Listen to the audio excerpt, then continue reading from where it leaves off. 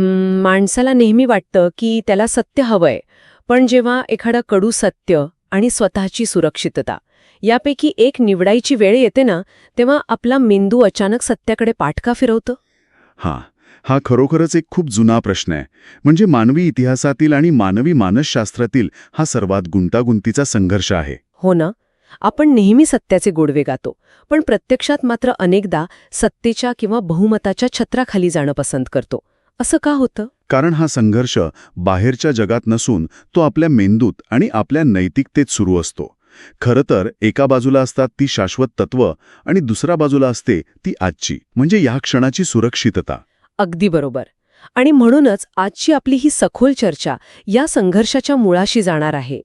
आजचा आपला मुख्य स्रोत आहे विद्यावाचस्पती विद्यानंद यांचं अत्यंत प्रभावी लेखन. हो, the moral compass, choosing truth over power. बरोबर. म्हणजेच सत्याची बाजू आणि सत्तेची बाजू घेणे यांतील मूलभूत फरक. आणि आज आपण फक्त हा फरक समजून घेणार नाही आहोत. हो, कारण हा विषय खूप मोठा आहे. नक्कीच. तर या निवडीमुळे माणसाचं संपूर्ण व्यक्तिमत्व कसं बदलतं आणि त्याचा समाजावर कसा परिणाम होतो याचे सगळे कंगोरे आपण उलगडणार आहोत. चला तर मग हे उलगडून पाहूया. सुरुवात कुठून करायची? तसं वरकरणी पाहिलं तर सत्ता आणि सत्य या दोन्ही गोष्टी समाजात आदराने पाहिल्या जातात. म्हणजे एखादी व्यक्ती सत्तेत असेल, ती ताकदवान असेल, तर ती जे म्हणते तेच सत्य असावं असा एक नैसर्गिक भ्रम तयार होतो. हो ना? अगदी. आणि इथेच विद्यानंद यांच्या लेखनातील एक अत्यंत रंजक गोष्ट समोर येते. ती या दोन्ही संकल्पनांचे मूळ हेतू पूर्णपणे वेगळे करतात. अच्छा, म्हणजे हेतू कसे वेगळे आहेत? जेव्हा एखादी व्यक्ती सत्याची बाजू घेते तेव्हा तिचा पाया वस्तुस्थिती, नैतिकता आणि न्याय यांवर आधारित असतो. त्यात माझा काय फायदा हा प्रश्न अजिबात नसतो. म्हणजे कोणताही वैयक्तिक स्वार्थ नसतो. पण जेव्हा आपण सत्तेची बाजू घेतो ना, तेव्हा त्यामागे अधिकार, प्रभाव आणि सगळ्यात महत्त्वाचं म्हणजे स्वार्थ आणि भीती दडलेली असते. भीती म्हणजे काहीतरी गमावण्याची भीती. अगदी बरोबर. सत्तेची बाजू घेणं म्हणजे एखाद्या अशा व्यवस्थेला शरण जाणे जी तुम्हाला काहीतरी मिळवून देईल किंवा तुमचं नुकसान होण्यापासून वाचवेल. बापरे, म्हणजे हे सगळं सुरक्षिततेच्या भावनेतून येतं. मला इथे आपण नेहमी पाहतो त्या एका रोजच्या उदाहरणाचा संदर्भ द्यावासा वाटतो. हो, सांगा ना. सत्याची बाजू घेणं हे एखाद्या मजबूत पायावर बांधलेल्या घरासारखं आहे, जे वादळातही खंबीरपणे उभं राहतं. हां. आणि सत्तेची बाजू?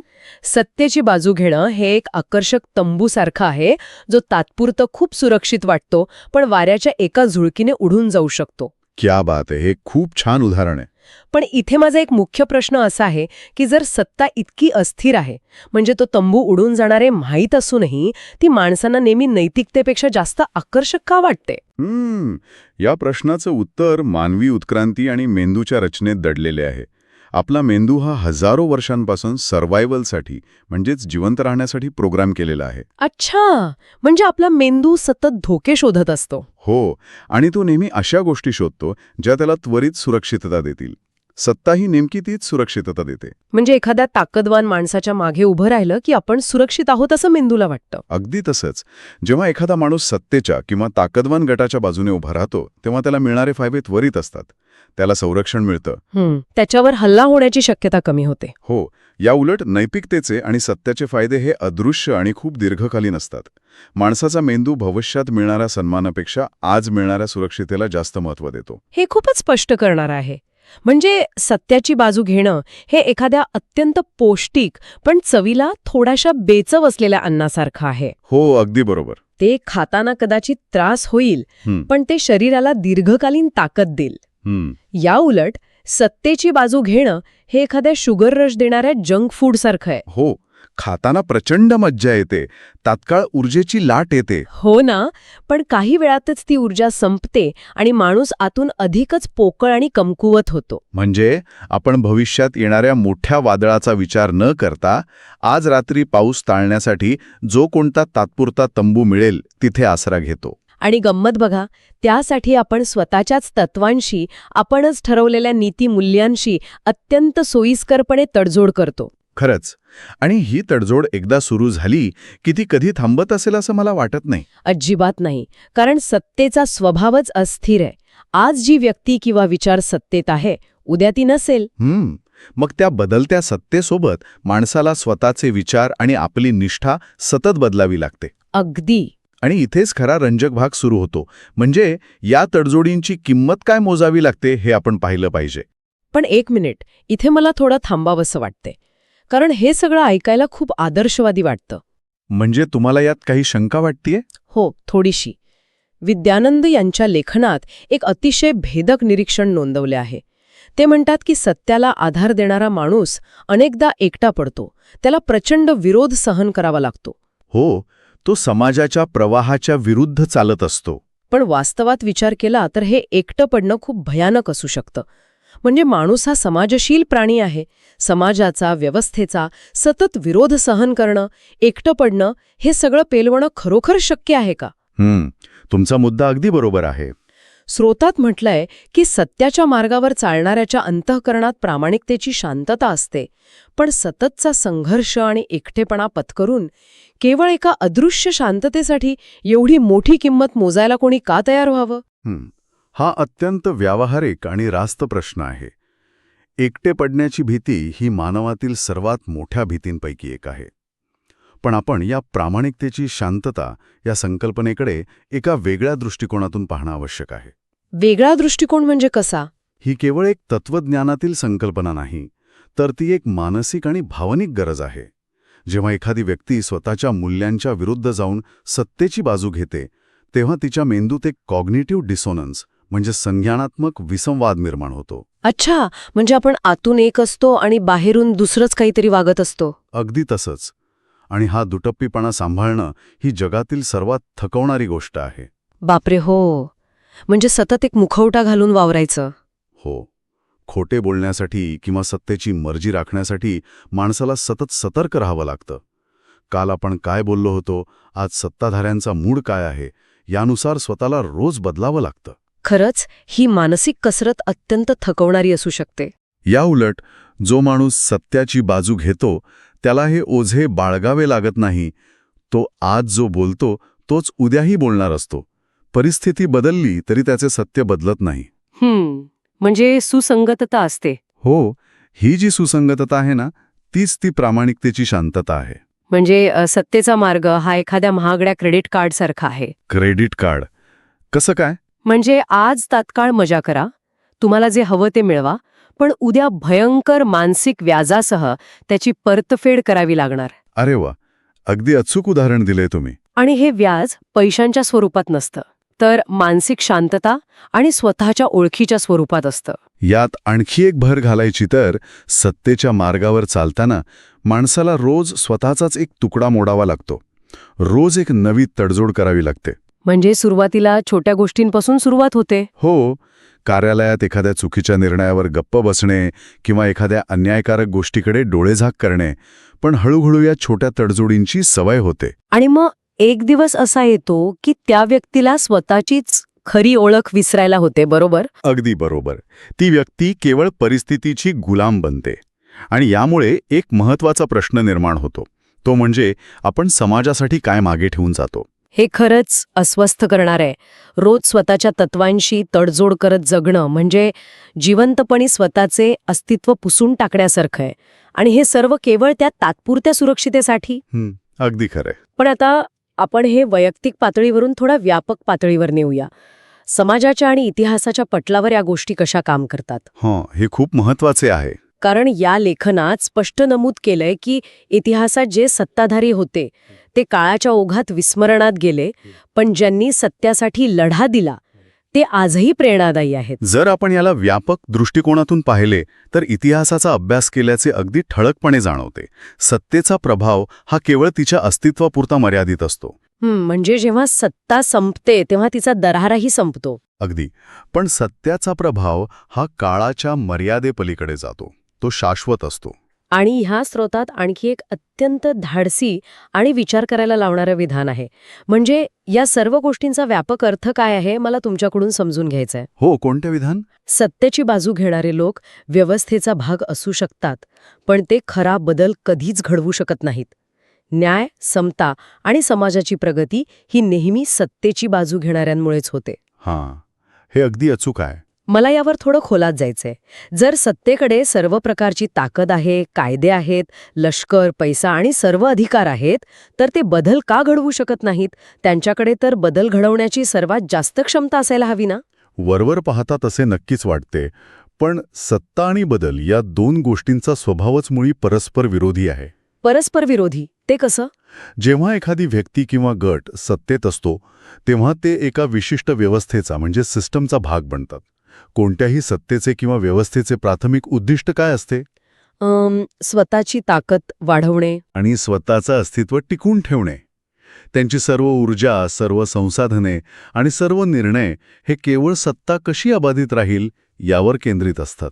अच्छा, म्हणजे ते नवीन काही करण्यापेक्षा जे आहे ते टिकवण्यावर भर देतात. अगदी. खरा बदल घडवणे म्हणजे प्रस्थापित व्यवस्थेला धक्का लावणे. आणि कोणतीही सत्ता स्वतःलाच धक्का लावून घेईल का? नाही. अजिबात नाही. म्हणजे जो स्वतः त्या व्यवस्थेचा सर्वात मोठा लाभार्थी आहे, तो ती व्यवस्था मोडखळीस काढण्याचा धोका कधीच पत्करणार नाही. बरोबर. म्हणूनच इतिहासात मोठे सामाजिक बदल हे कधीच राजवाड्यांमधून किंवा सत्तेच्या कॉरिडॉरमधून आलेले नाहीयेत. गॅलिलिओचे उदाहरण घेऊया. ओहो, गॅलिलिओ, ज्याने पृथ्वी सूर्याभोवती फिरते हे सत्य मांडले होते. अगदी तेच. त्या काळात चर्चकडे अमर्याद सत्ता होती. त्यांच्याकडे प्रचंड संपत्ती होती, सैन्य होते आणि लोकांच्या मनावर पकड होती. बापरे, मग गॅलिलिओकडे काय होते? फक्त एक दुर्बीण आणि एक वैज्ञानिक सत्य. सत्तेने आपल्या ताकदीच्या जोरावर त्याला गप्प केले, त्याला नजरकैदेत ठेवले. तत्कालीन परिस्थिती पाहिली तर असे वाटेल की सत्तेचाच विजय झाला. पण आज शेकडो वर्षानंतर इतिहास कोणाला बरोबर मानतो? चर्चा त्यावेळच्या अमर्याद सत्तेला की गॅलिलिओच्या एकाकी सत्याला? गॅलिलिओला, अर्थातच. कारण सत्य हे कोणाच्या मान्यतेवर अवलंबून नसतं, ते स्वयंपूर्ण असतं. हाच तो व्यापक अर्थ आहे. खरा आणि शाश्वत बदल हा नेहमी न्याय आणि समतेच्या आधारावरच घडू शकतो. आणि ज्यांच्याकडे गमावण्यासाठी सत्ता नसते, जे केवळ वस्तुस्थिती आणि नैतिकतेच्या आधारावर उभे असतात, तेच लोक निर्भयपणे व्यवस्थेतील त्रुटींवर बोट ठेवू शकतात. अगदी बरोबर. म्हणूनच समाजाची खरी प्रगती ही सत्तेची तळी उचलणाऱ्यांमुळे होत नाही, तर सत्यासाठी रस्त्यावर उभ्या राहणाऱ्यांच्या संघर्षातून होते. हे ऐकताना एक नवीनच जाणीव होते.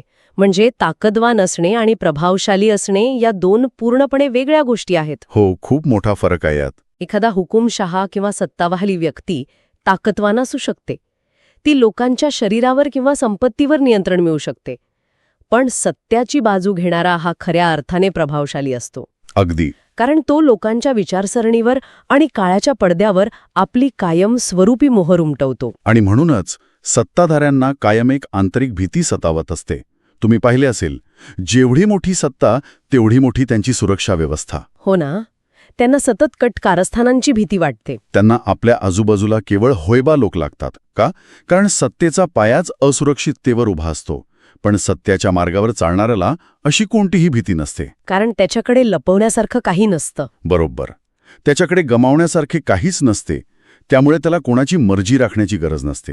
ही निर्भयता हेच सत्याचे सर्वात मोठं सामर्थ्य आहे. म्हणजे बाहेरून पाहताना सत्तेचा तंबू खूप मोठा आणि भक्कम दिसतो, पण आतून ते लोक सतत वाऱ्याच्या एका झुळकीला घाबरून असतात. आणि सत्याचं घर कदाचित बाहेरून साधं दिसेल, पण आतमध्ये राहणाऱ्याला कोणत्याही वादळाची भीती वाटत नाही. अगदी सुंदर शब्दात मांडले तुम्ही हे. आजच्या या सखोल चर्चेतून आपण एका अत्यंत महत्त्वपूर्ण आणि स्पष्ट निष्कर्षापर्यंत पोहोचलो आहोत. हो.